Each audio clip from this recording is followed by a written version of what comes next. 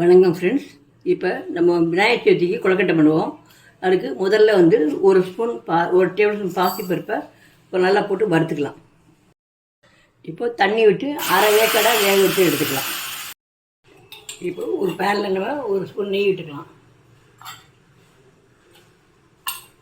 அது பருப்பு எடுத்துட்டு ஒரு ஸ்பூன் எள்ளு போட்டு வறுக்கலாம். எள்ளு கொஞ்சம் தேங்காய் போட்டு நல்லா வறுத்து எடுக்கலாம்.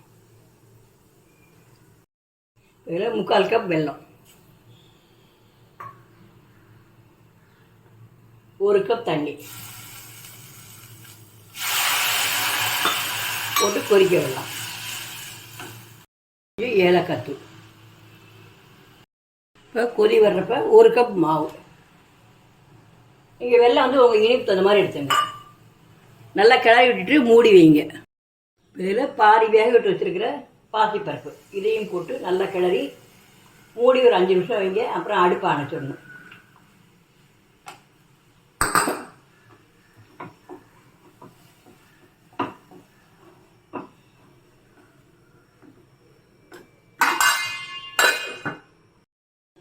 இப்போ அடுப்பை அணைச்சிட்டு மூடி வச்சிடலாம்.